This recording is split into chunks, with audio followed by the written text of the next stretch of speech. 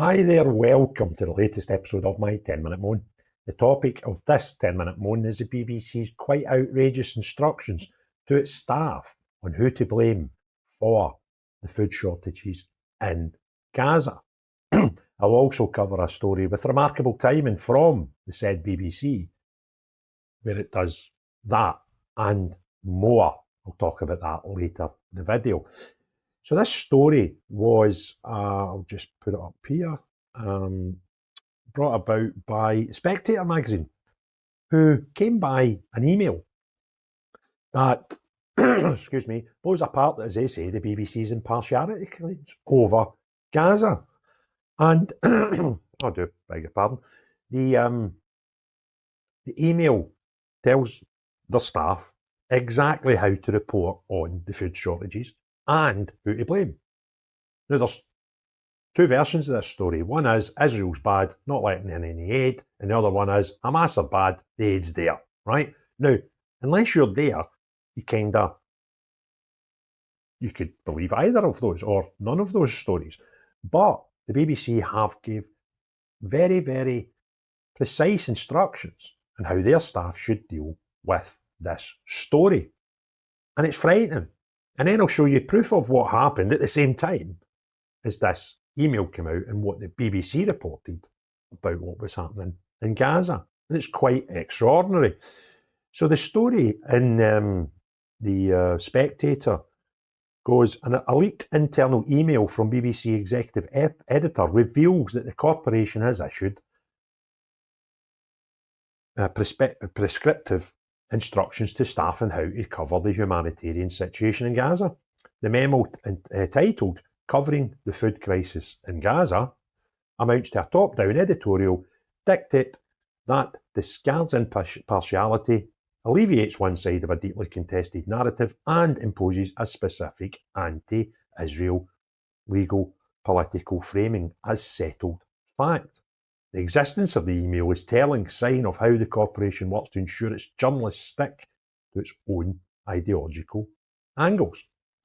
The email that was sent to BBC staff on Friday, now this is where you need to pay attention, the date of this article was the 28th of July, so the Friday, let me just have a wee quick squint at the calendar, that would have been the 25th of July, right? This email came out. So let me go back to the story. So the email that was sent to BBC staff on Friday begins by declaring the argument over how much aid has crossed into Gaza is irrelevant. Right? Well, it is actually very relevant because some people are suggesting that the aid has not got to Gaza and blame, Israel apparently put a blockade on, according to some descriptions of the crisis. And others are saying, well, it is actually across the border. There's loads of trucks there, just sitting, waiting for Hamas to allow them into the territory. And there's been some other suggestions, even more disturbing suggestions about how Hamas have been dealing with this. Anyway, so how much aid has crossed into Gaza is irrelevant and instructs staff what we should say the current distribution system doesn't work. So they have to say this current distribution system doesn't work, regardless of whether it's working or not. It explicitly favours a particular explanation of suffering in Gaza, one that blames the Gaza Humanitarian Foundation, a relatively new aid body established with US and Israeli cooperation, while glossing over the role of Hamas, the rulers of Gaza, and a prescribed terrorist organisation under British law. But the quantity of aid entering Gaza is not relevant, according to the BBC. If Hamas is hijacking, obstructing, or reselling aid, as Israel and independent reports suggest, and as documented footage and testimony have supported, then the location, handling, and efficacy of aid delivery become vital indicators on where the problem lies. Blaming Israel alone for the humanitarian breakdown while exonerating or ignoring Hamas is not responsible or fair journalism, especially as Israel argues it's going to extreme lengths to try and mitigate the jihadi terrorist efforts to persecute and deprive Gazan citizens. Yet the BBC's memo labels the GHF system a failure and instructs staff to say so. Yet the evidence is far from conclusive. Hunger and deprivation levels in Gaza remain unclear, while wildly varying estimates depend on source and political posture. And this is something we see more and more of through time with all things, not just Gaza or the Palestinian issues just now. We see it across a lot of spectrum. And you can almost assume, if you just see the writer of a material, you can kind of guess the way the narrative's going to go before you even read the article. And that's not journalism. And I'm not a journalist. But it's just incredible, isn't it? So that's the story. I mean, I'll go through it, and then you kind of get the gist of it, okay? Oh, and the BBC declined to comment to Spectator magazine, which is a bit weird, isn't it?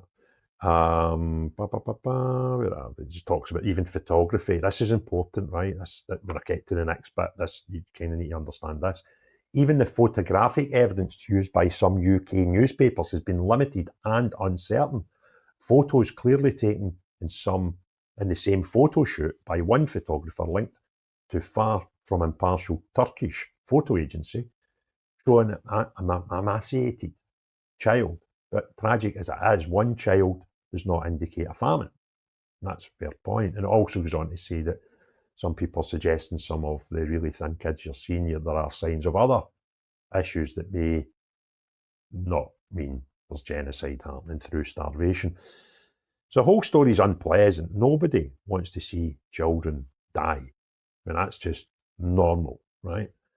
But when you get a BBC, which is publicly funded, giving out such one-sided instructions, it's absolutely ridiculous. So bear in mind, this email went out towards the end of July from the BBC to all its staff. Okay, now, one of their staff, strangely enough, had this to say on the 24th of July, at the same time as these emails were all coming out, right? And this story, as you can see in the BBC's news website, the headline is, I can barely do one story, I just feel dizzy. BBC Gaza freelance journalists, plural, tell of struggle for food.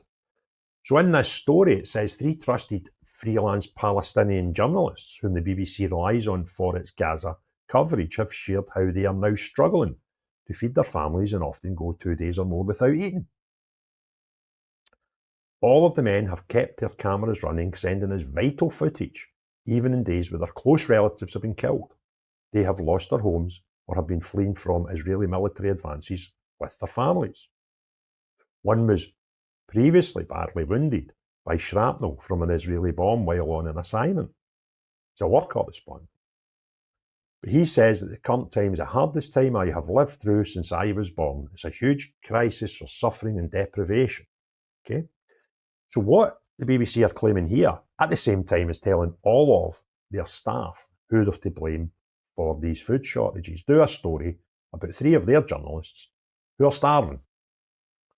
What they fail to mention in this article, and come up with an excuse for doing so, right enough, is name the 3 journalists who are starving. And funnily enough, as you'll see in the last paragraph on the screen, they have blamed Israel, which controls all supplies entering the Palestine territory, but it has denied responsibility. So, right in front of our eyes, and it just tells you all these stories about how terrible it is and how it's Israel's fault, basically. And the truth is, I don't know what's happening with the aid in Gaza. But what I do know is, and I can't believe the BBC's version, is fact. For the simple reason, they have instructed all their staff to blame Israel for distribution errors. and tell us that this new humanitarian aid body that's been set up, and I think that was to counter the issues with UNRWA, where there was clear collusion between UNRWA and Hamas. And UNRWA were at one point, I think, the only organisation able to work in Gaza, particularly at the beginning of this current conflict. And it was, I mean, I have my own, I've done loads of videos on them and my concerns for UNRWA as an organisation. So this new aid body was actually set up in conjunction. It wasn't just Israel, it was set up jointly between Israel and America to try and alleviate the issues faced with aid trying to get into Hamas-occupied Gaza and what happened to it thereafter. And the BBC have decided we've to blame them. This new organisation set up to try and alleviate issues due to issues raised by or created by the original organisation that was distributed to these people in Gaza. So BBC, you should be ashamed of yourself. Imagine any news organisation being so complicit and now pushing what is nothing more than propaganda. And it's not propaganda for the benefit of our state. And you are the state broadcaster, publicly funded, and should bow your head shame, because what you've done is shocking. Just absolutely shocking. So if you enjoyed the video, give it a thumbs up, hit the like and share button, and put your comments below. If you've not already done so, please subscribe to the channel and hit the notifications bell. And thank you very much to everybody who has kindly donated to my Buy Me a Coffee page, which has covered the cost of my trip to Lesbos and is now helping cover. That was just to cover the costs of just like getting there and stuff. So now any monies that's in that pot, I will hold back for my next adventures across the globe, covering the stories that the mainstream media either A, don't cover, or B, as we're seeing here, cover with their taint on it.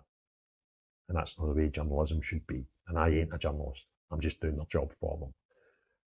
The most important thing of all, unless you're the type of outlet that dictate to your staff what they say in a very one-sided and possibly inaccurate way to report on things, then not you. But everyone else, have a great day. Cheerio, bye now.